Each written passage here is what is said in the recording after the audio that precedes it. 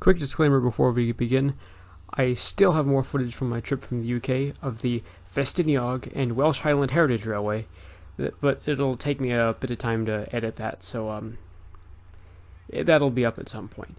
Anyways, today we're going to be taking a look at Jeddo Coal Company number 85.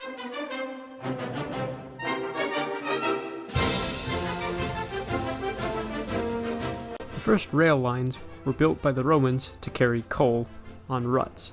At the very beginning of the 19th century, these ruts became cast iron rails, and so the first ever railways were built. Not long after, Richard Trevithick put a steam engine on these rails.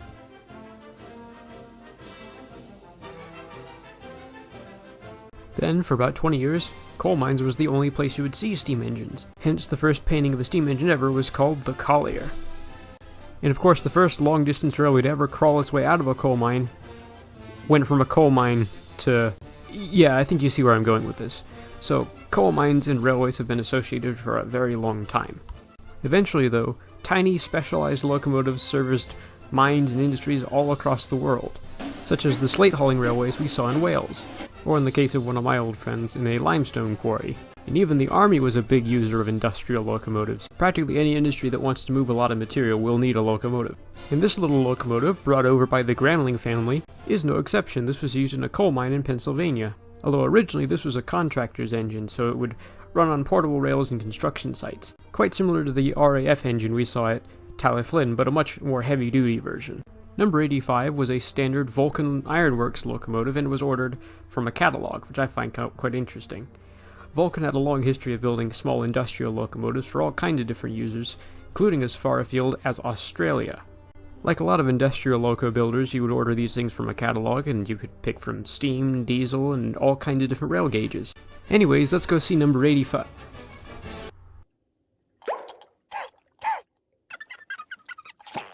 So apparently number 85 was having some tube plate issues, and the Gramlings brought over engine number 126, which isn't a big deal at all. Number 126 is easily just as good as number 85. And just forget like the part where I mentioned the construction company. The rest of that information is probably pretty accurate. It's close enough. This just has one more axle, and it's from a different part of Pennsylvania.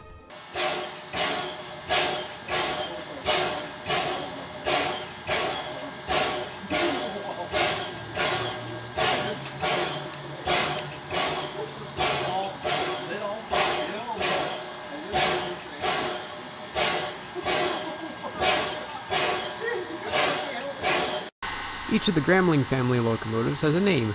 This one's Sadie, number 85 is Mac, which is the one that was supposed to be here, and then their first engine is called Hank.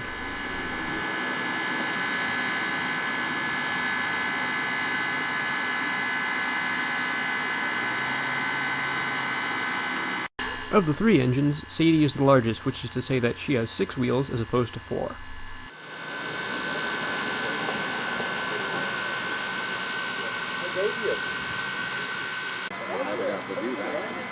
I got to go to Christine State this year. That's the only problem.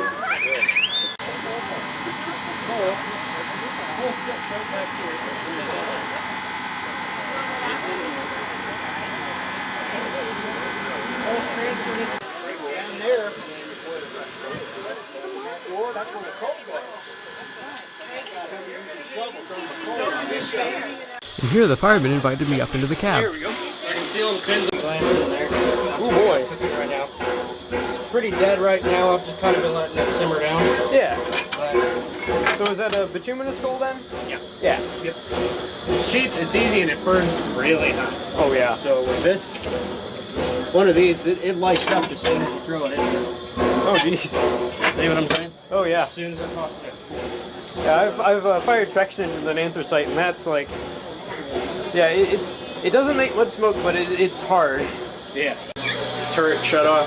So this is what sends steam to everything else on the turret here. Yeah.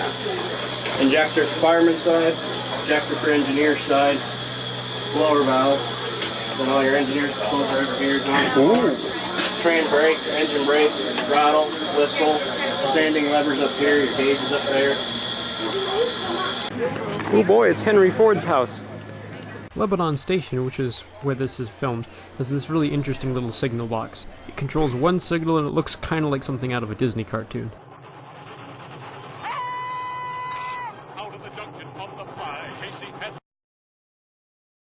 I was gonna stay on the job because I was roller freight. His freight car bearings couldn't take the heat and wear of kid friction. Derailed beeper.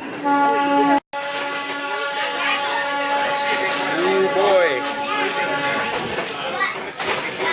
Hey, look at that. It's a field hospital diner car. There's the GP30. I know what that is. It has a name. Yeah, so that was Robert Zoelli, the GP38. Or 38, 30. I don't know my diesels. Robert, the class 37. For a while, they went forward. Most companies tried to repair it. If I can take it. Yeah, got him? Must be the first time.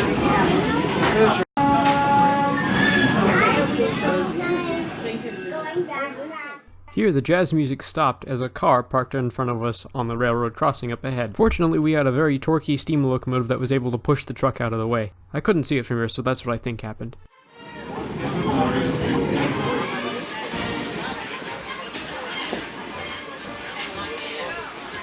In addition to the ex-Army dining car, I rode in that Southern Railroad baggage car for most of the trip up to Lima.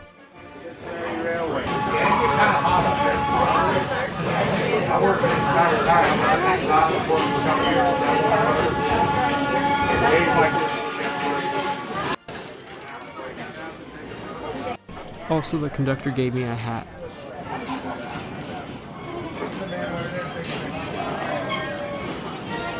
Over on this side of the track is one of the oldest preserved GP series locomotives, which was recently repainted into its original Chesapeake and Ohio livery.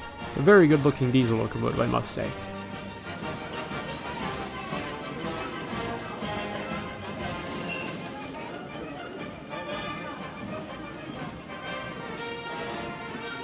I wore the paper hat most of the way. Cookie goes to whoever figures out what number plates those are.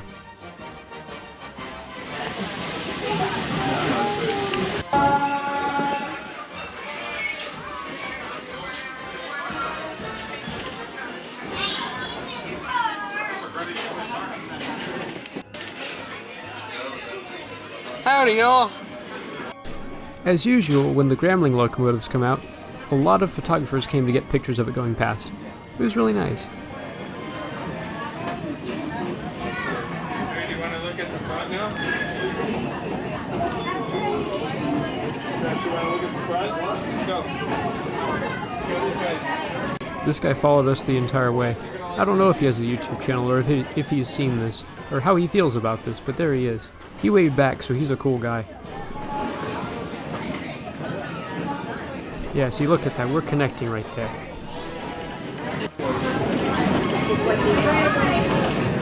Oop, there he is again. Yeah, I think it might have been the same guy. I think he followed us. Oh boy, peoples.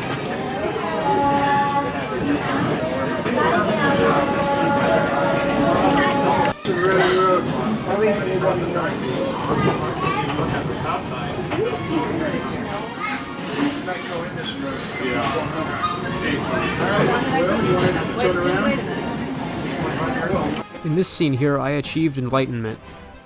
Then, just like at the Fastidio Railway, I got a bag of chips.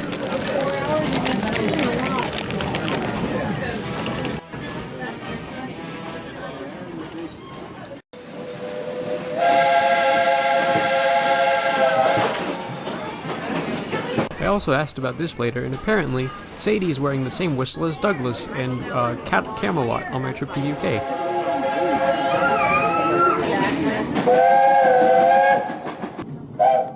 What a small world we live in. Thank you. Come back and see us again. The team that organized this did a really excellent job. The Gramlings have done a great job restoring their 3 steam locomotives and sharing them with the world. The engine crew, apparently local, were very nice, and they let me poke around on the cab twice. The Lebanon Railroad train crews were all very cheery, and they were very enthusiastic and excited about sharing their railroad. And their Lackawanna Railroad ex-electric rail cars were in very nice shape, and the important thing was just about everybody was happy.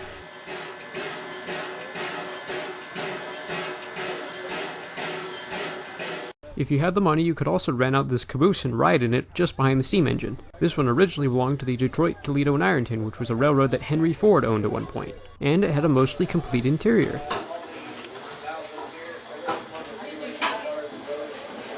Paper cup dispenser, essential part of any caboose. Use your imagination. Air tank. Gotta have a sink. And this is where you and your brakeman play checkers or whatever these people do. This is for putting your laptop on. There's your cupola, however you'd like to pronounce it. Yep, here we are.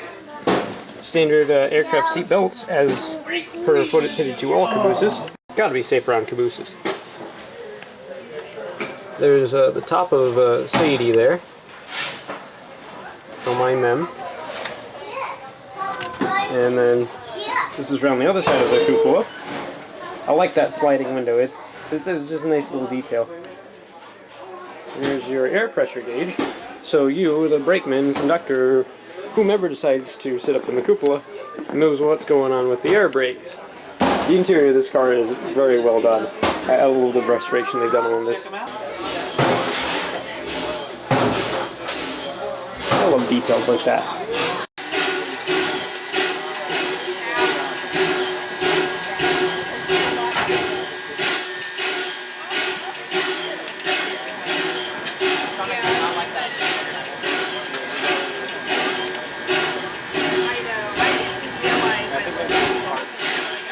I actually got to talk with Barney Gramling for a little bit, and I thought it was interesting his philosophy behind restoring locomotives. He wasn't so into the operation aspect of it as he was sharing it with other people.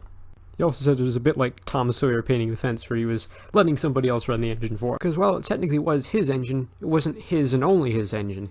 He wanted other people to enjoy it, which I find very refreshing in this age of steam where somebody can buy up 20-some locomotives and put them in a roundhouse and lock up all the doors and keep everybody out, keeping all the history and the stories of those locomotives all inside to yourself, and then maybe open once a year for a tour, where if you post any pictures online or touch anything, you get kicked out. I don't know, I think Mr. Gramling really gets that, people have these museums and things so that everybody can enjoy the steam engines. Oh, something I forgot to point out.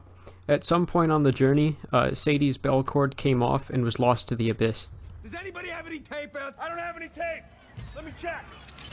Nobody has any tape. Bell or no bell, Sadie left with great fanfare of this guy and 4 or 5 other people who are just sort of over to my left. This steam engine's for everybody. It was nice that everybody stood well back and gave everybody else a chance to get a good shot.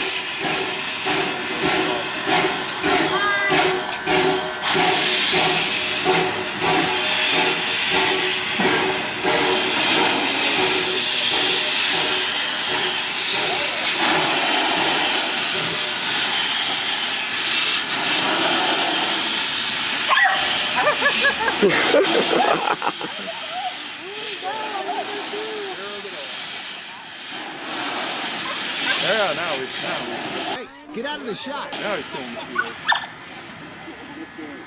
All right. Yo, Chuck, what are you doing? You're blocking the.